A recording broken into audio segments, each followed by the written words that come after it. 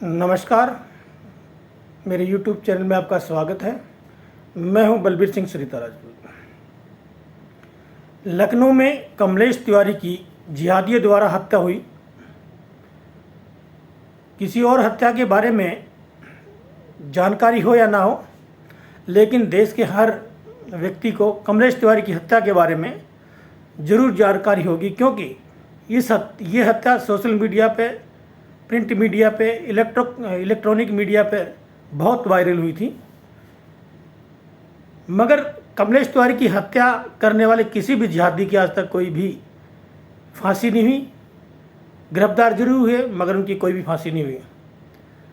आज भी केस निचली अदालत में चल रहा है, मगर मैं गारंटी के साथ कहता हूँ कि उन सब किसी को भी फांसी नहीं होगी। जब इस प्रकार की कोई हत्या होती तो लोगों को शांत करने के लिए दो चार काम जनता करती है, लोग करते हैं। लोग सड़कों पर आते हैं, कैंडल मार्च निकालते हैं, तख्तियां लिख करके justice for Nikita, justice for Kanhaiyalal, justice for ये, जस्टिस फॉर वो लेकर के सड़कों पर निकलते हैं। शोक सभाएं होती हैं और लोग चंदा इकट्ठा करके मरने वाले व्यक्ति के परिवार को आर्थिक मदद भी देते हैं। मगर क्या इससे इन हत्याओं का सिलसिला रुक सकता है? कभी नहीं।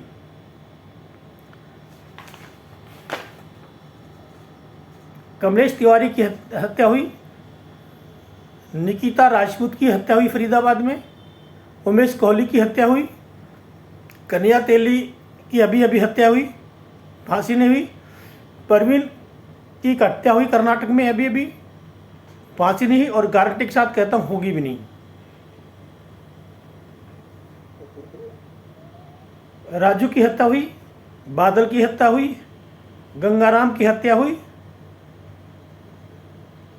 राम किंगम की हत्या हुई, कृष्णा की हत्या हुई, शिवम की हत्या हुई, नीलेश की हत्या हुई, डॉक्टर नारंग की हत्या हुई दिल्ली में, रतन लाल की हत्या हुई दिल्ली में, ध्रुव त्यागी की हत्या हुई, अभिजीत की हत्या हुई, रिंकू शर्मा की हत्या हुई, चंदन गुप्ता की हत्या हुई। चंदन गुप्ता आपको शायद याद होगा, चंदन गुप्ता वही जो तिरंगा यात्रा निकाली थी, उसमें चंदन गुप्ता को बेरहमी से मारा गया था। मगर किसी भी जिहादी के आज तक कोई भी फांसी नहीं हुई और ना ही शायद कभी होगी।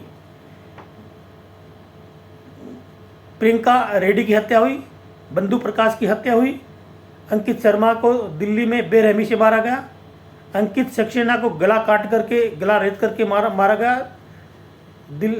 दिलावर नेगी को जिंदा जला करके मारा गया, हिना तलरेजा की हत्या हुई, किशन भरवार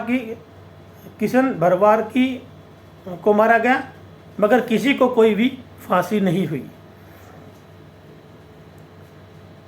क्योंकि एस्टिमेटली जब इस प्रकार की हत्याएं होती तो केस कोर्ट में चलता है और कोर्ट में बहस होती है, गवाहों के बयान होते हैं। कोर्ट अंग्रेजी कानून से चलता है, पुलिस थाने अंग्रेजी कानून से चलता है, जिला अंग्रेजी कानून से चलता है, तहसील अंग्रेजी कानून से चलता है। इन अंग्रेजी कानूनों की वजह से हत्यारा बाइज्जत बरी हो जाता है, मगर हत्याओं का सिलसिला फिर भी रुकता नहीं है। हमारे वैज्ञानिकों ने इतनी तरक्की की, उन्होंने न जाने क्या क्या बना दिया, मिसाइलें बना दी, परमाणु बम तक बना दिया। अभी हाल ही में हमारे वैज्ञानिकों ने कोरोना वैक्सीन की सबसे बेस्ट बढ़िया दवाई वर्ल्ड की हमारे वैज्ञानिकों ने निकाल दी।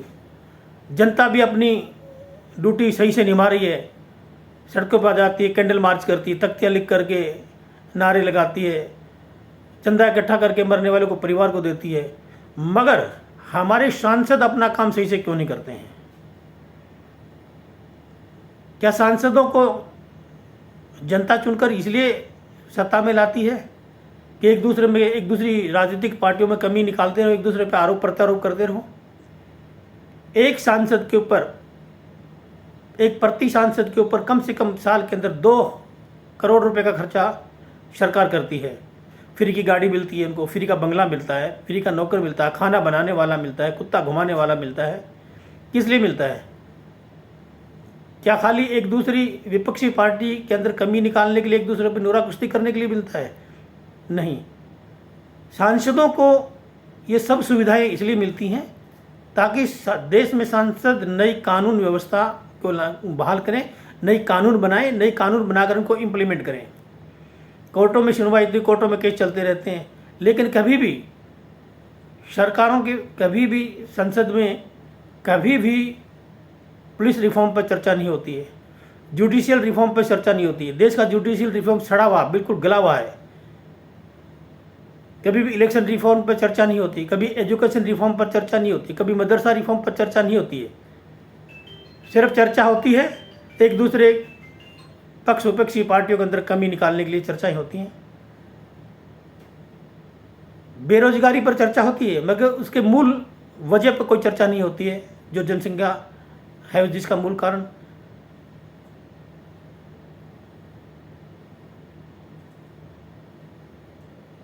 क्यों?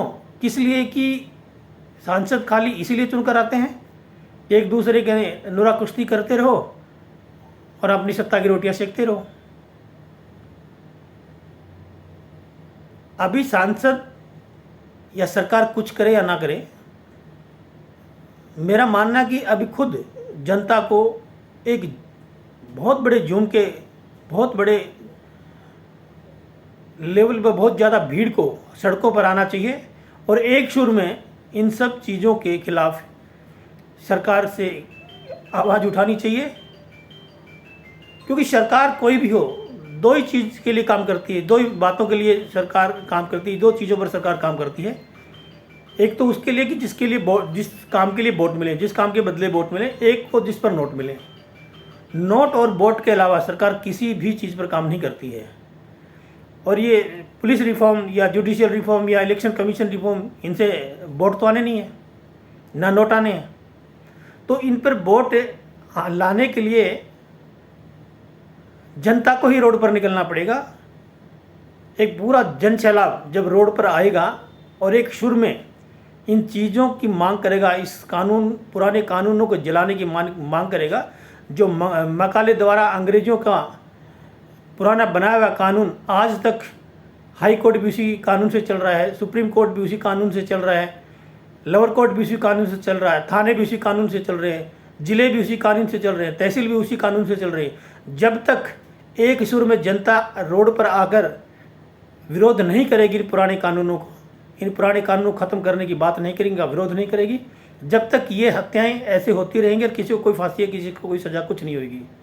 इसलिए अभी जो भी कुछ करना है जनता को खुद करना पड़ेगा। जनता को रोड पर आकर के इन कानूनों के खिलाफ, अंग्रेजों द्वारा बनाए गए पुराने कानूनों के खिलाफ एक विरोध प्रदर्शन करना पड़ेगा। सरकार से आमने सामने रूबरू होकर के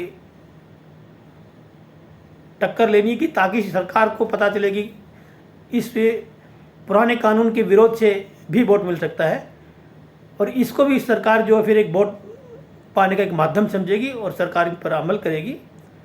और ज़रूर सर इस पर अमेंडमेंट होगा, पुराने कानूनों को जलाया जाएगा और नए कानून बनेंगे। देश में नया कानून बना के देने वाले, देश के अदालतों में बहुत बड़े बड़े, बहुत ज्ञानी वकील बैठे हैं जो फ्री में बना के देने वाले हैं। उसमें कई लाखों करोड़ों खर्च नहीं होने वाले, बहुत कम खर्चे में पुराने कानून ख़त्म हो सकते हैं और नए कानून बन सकते हैं। लेकिन उन सबको बनाने के लिए जनता को रोड पर आना होगा, एक सुर में विरोध करना होगा, तब ये पुराने अंग्रेजों द्वारा बनाए गए कानून जलाए जाएंगे और नए कानून आएंगे, ताकि लोगों को समय पर न्याय मिल सके।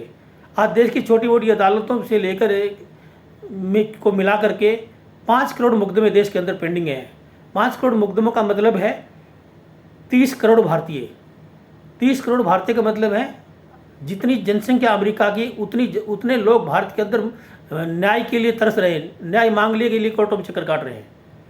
और इसलिए इन सब को, पुराने कानूनों को ख़त्म करके नए कानूनों को लाने के लिए, पुलिस रिफॉर्म लाने के लिए, जुडिशरी रिफॉर्म लाने के लिए, इलेक्शन रिफॉर्म लाने के लिए, मदरसा रिफॉर्म लाने के लिए, एजुकेशन रिफॉर्म लाने के लिए जनता को एक सुर में रोड पर आकर के विरोध करना होगा, ताकि ये आवाज़ सरकार तक पहुँचे और सरकार इस काम को करने के लिए विचार करे, ताकि देश एक अच्छी दिशा में आगे बढ़ सके। इस अंक पर बस इतना ही। अगले अंक में कल फिर किसी मुद्दे पर बात करेंगे। जब तक शेयर करिए, लाइक करिए, सब्सक्राइब करिए। जय हिंद, जय भारत।